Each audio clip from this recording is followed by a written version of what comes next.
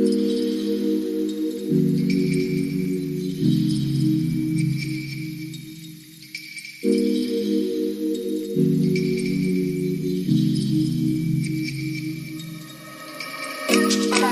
day and welcome back to my channel. If this is your first time, you are very welcome. So before we go into today's video, I want to use the opportunity to say thank you also for Vlogtober and to inform you that Vlogtober is over. That means I won't be uploading every day anymore, okay?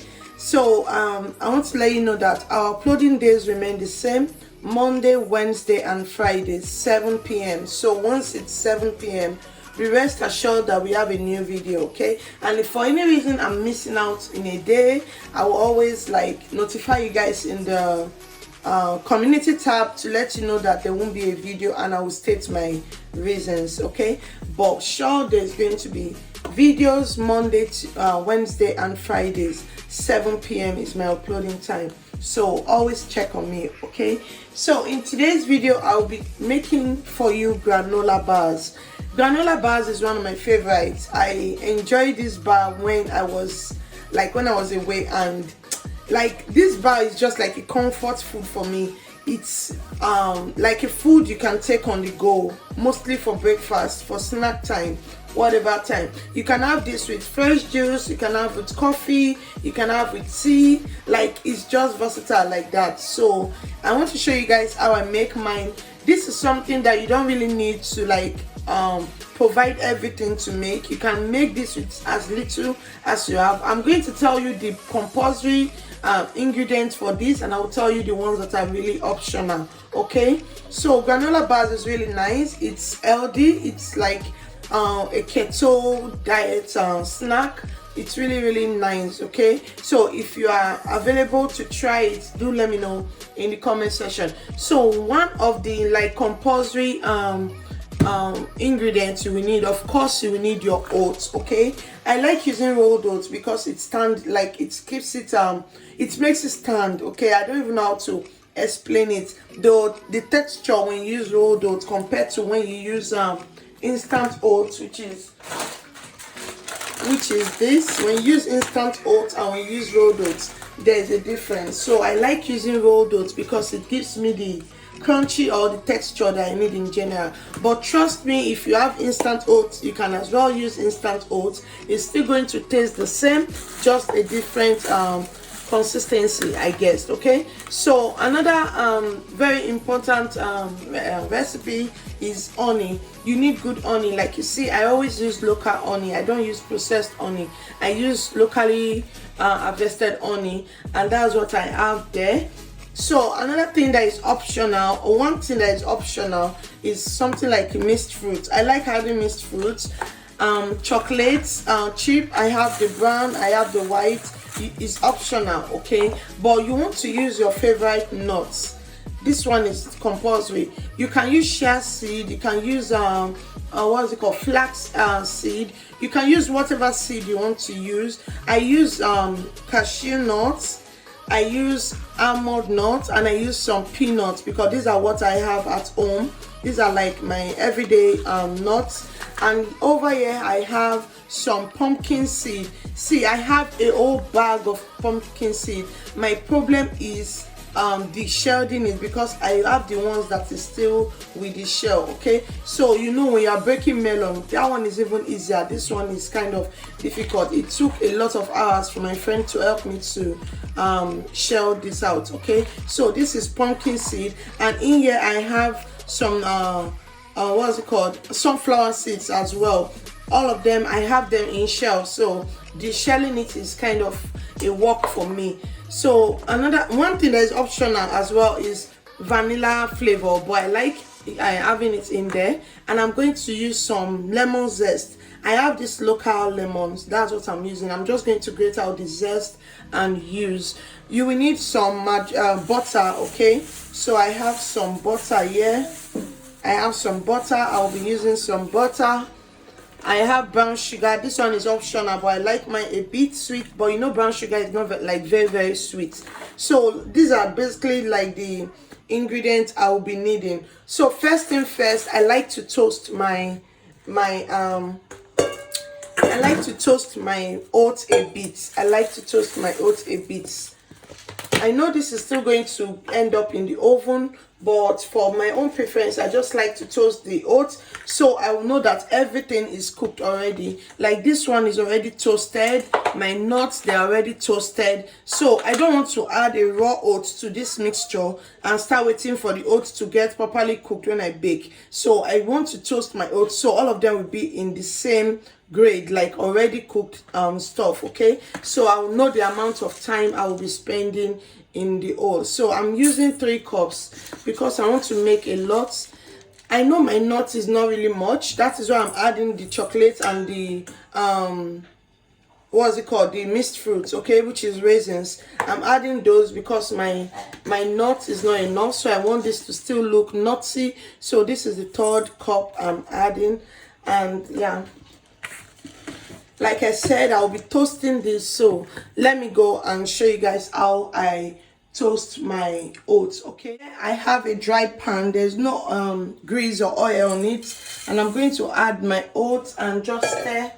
This will take 3 to 5 minutes. Just, I don't want it brown, I don't want it like fully cooked like I want to make granola for your parfait. I just want this to toast a bit, like I said, so it can be in the same room with the other ingredients, which is already toasted. Okay, so I'm just going to do it like this for 4 minutes and I'm done. At this point I'm good. It has released its flavor, like I can perceive the smell from the oats. The flavor is out, so I'm good, which is what you really want. You don't want it to be brown, you don't want it to be fully cooked, you just want it to release its flavor. So I'm going to turn off my heat, and then we'll proceed. I'll show you guys the next step. So here's our oats, is ready. You can see it's not brown, this is what you want. Now to the next step. Okay, let's mix our binder. Okay, so I don't really have a measurement, but it depends on the amount of oats you are making. I'm just going to eyeball my ingredients. Okay, you can use coconut oil or avocado oil if you are using, but I'm using margarine because that's what I have available. So I'm just going to put like a 1/4 cup of margarine in there. Now I'm going to add like a cup of honey. So you want to add, this is for the binding, so it depends on the amount of bars you are making. Okay, so this is what you need to bind. Just go ahead and add it as much as you know you can. So like I said, I'll be using brown sugar for this because I want it a bit sweet. So here's my brown sugar. You just need a little, not too much. Okay, so I'm using this amount. You can see I'm adding this mixture in a pot. Okay, that's because I'm going to be heating it up to get this all melted. So in there as well, I will add my vanilla essence. You want to add like a teaspoon or less. And now I'm going to grate out some lemon zest into my mix. This is optional, guys. You can use orange zest, you can use lemon zest. You just want, it's just for flavor, nothing serious. Okay,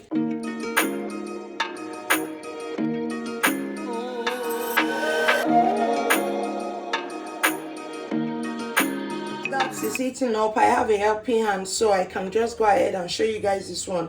So in a bowl, I'm going to add my oats. I'll add my my pumpkin and what's it called, my pumpkin and sunflower seeds. I'm going to add all of my nuts. I'm adding my mixed fruit. So you basically just want to mix up everything in this bowl. Okay, so I'm adding these mixed fruits. I bought the colored ones because I just want this to look a bit colorful, just for fun. Okay, So I'm going to add a bit of my white chocolate, because I'm still going to add some of this in the outside layer. Okay, so I'm going to add my dark chocolate chips. So that is it, and now I'm just going to stir this.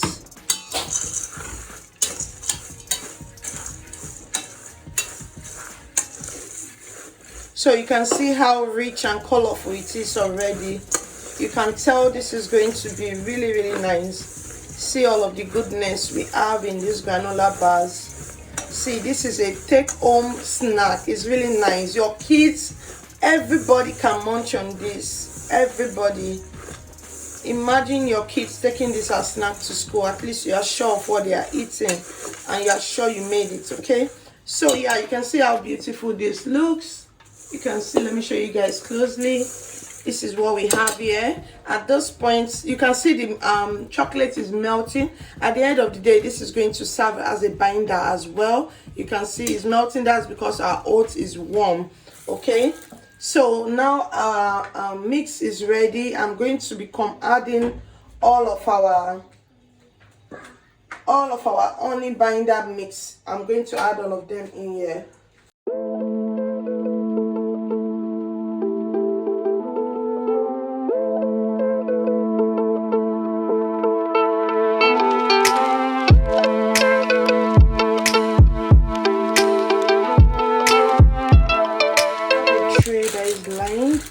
Like I said, so I'm just going to pass my mixture into the tray like so.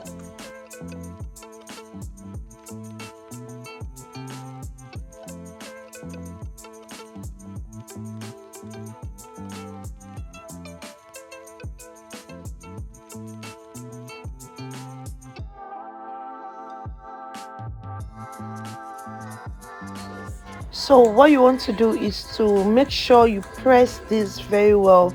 You want to press it like very, very hard, okay, so everything can be combined once it's cold or once it's baked and cool off. So get something, anything, just make sure you are pressing it down very, very well, so that there won't be any crumbs coming out later. Okay, so the idea I got at this point was to dip my, not dip actually, just to touch it up with tap running water, and I use it, and then I didn't get any of those stuff sticking to it anymore. So you may want to consider that as well.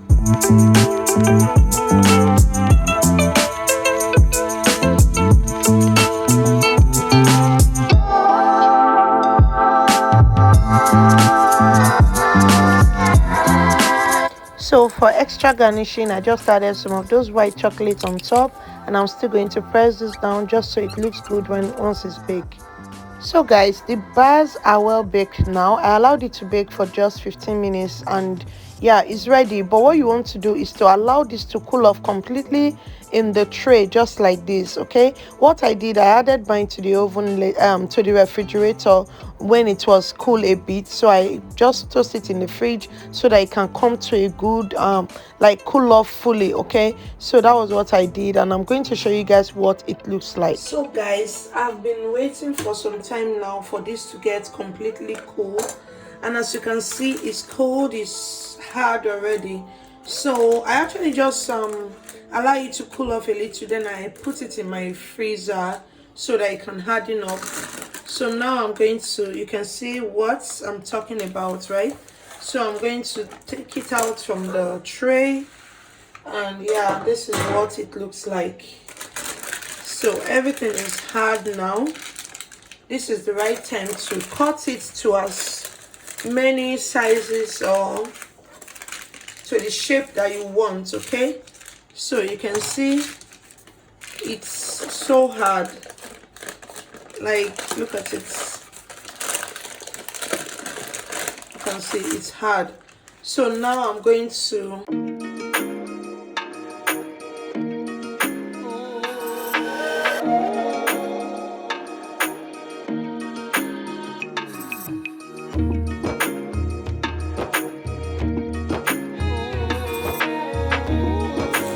So guys, this is just a show of how I store mine.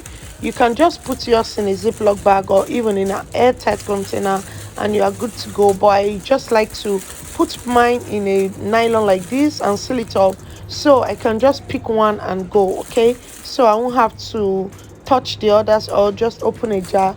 This is how I just preserve mine. So I just seal up each part and then cut it into its own individual packaging. Yeah.